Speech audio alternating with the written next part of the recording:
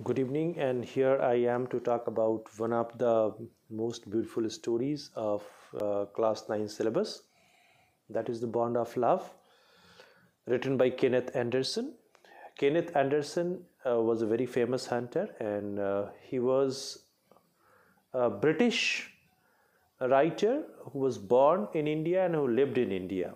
He was born in 1910 and lived up to 1994 or something. And he lived throughout his life in Bangalore, and he has written beautiful accounts of his hunting parties where he went and hunted several animals. And in this story, we find him talking about an incident where he, along with his friends, went to a sugarcane field where they were driving the wild boars away. And suddenly, in place of a wild boar, there came out a sloth bear. Though they did not want to kill it, but accidentally the writer's friend shot at her, and the female bear was killed then and there. The moment she fell down, they found that a tiny spot was getting away from her back, off her back, and just moving towards the sugarcane field. Now they understood that it was a baby bear, it was a bear cub, and the writer ran to catch the baby bear, but it ran inside the sugarcane field, where after much of the search they were able to capture the cub, though it resisted and tried to scratch their hands, but ultimately it was caught in a gunny sack, and the writer brought it home and gifted it to his wife. The wife was ecstatic to see such a small baby bear, and she started taking care of it. It was taught how to feed from a feed from a bottle, and gradually she started feeding it everything that she could, and it became a good eater also. It ate and drank everything they could produce. It grew up just like a baby in the family.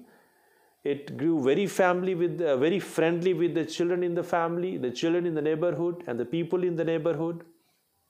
It also developed a kind of bond with the two Alsatian dogs, and so thus they had a great company over there. And the writer's wife developed a great affection for that bear cub, and the bear cub too loved her the most. So thus this is the story about the bond of love that existed between an animal and a human. She named it Bruno, and later she started calling it Baba when it started growing up. Baba means the boy. Okay, in traditional Hindustani families, Baba means the boy.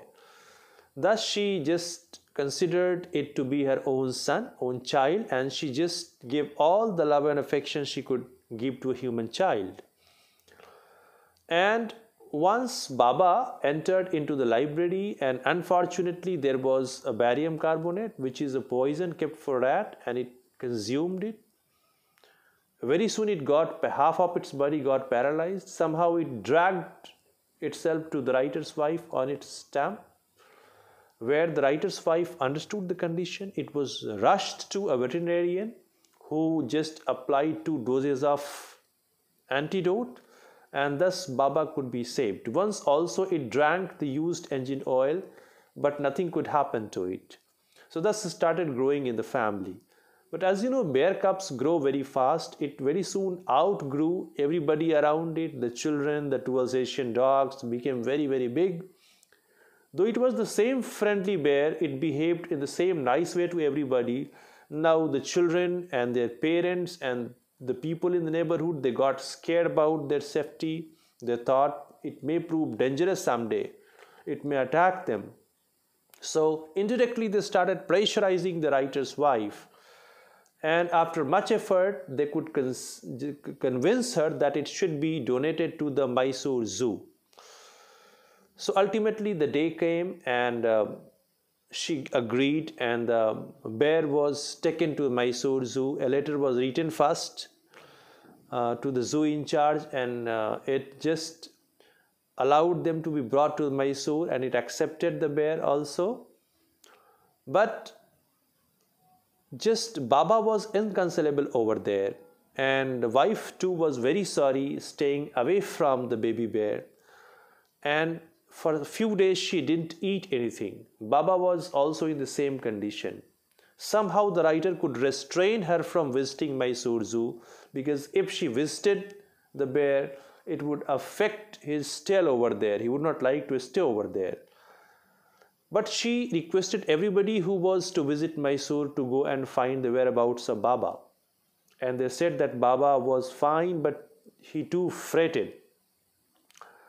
And after a few weeks, they could not control their urge, and the writer's wife, she said that she must visit Baba once. And thus a date was fixed. They all traveled to Mysore Zoo. The friends and the other members, they conjectured, they said that perhaps Baba would not be able to recognize her now. But to everybody's utter surprise, the moment Baba saw the lady, she got so happy. He got so happy, he stood on his legs, on his head.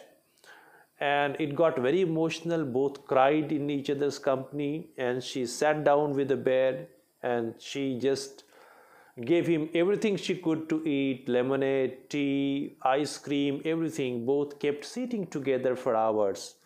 But ultimately the time for departure came. The writer's wife was very sorry. She did not want to just go away from the baby bear, her Baba. And Baba was one of the had been like one of her kids also, very well trained. She did everything at home that she asked him to, like holding a hand like a gun in his hand, like fondling a baby, and so many tricks it used to do. And when they were together in the zoo, she now did not want to go home alone without the bear. So they started requesting the zookeeper and the curator, but he said now the matter was not in his hands, and they would have to write to the superintendent of the zoo, who resided in Bangalore itself. So finally a letter was shot to him, and superintendent, being a kind person, understanding the situation, allowed them to take Baba again back home. And he also wrote to the curator to provide them a zoo for Baba's return journey. So the zoo was, the cage was tied to the roof of the car in which Baba was placed, and thus a slow journey started from Bangalore.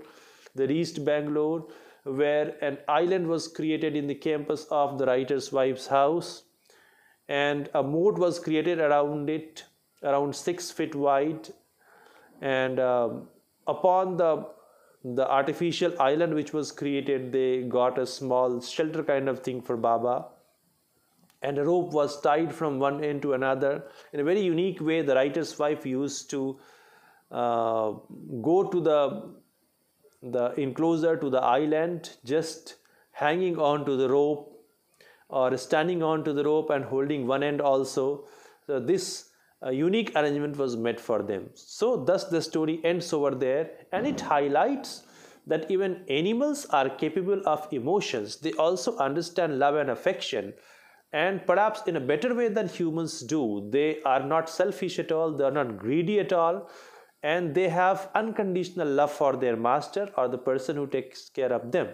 This is what we find in the story. Baba the bear develops a great love for the writer's wife, and that's the moot point of the story. Thank you very much for watching the video. I hope you have understood things.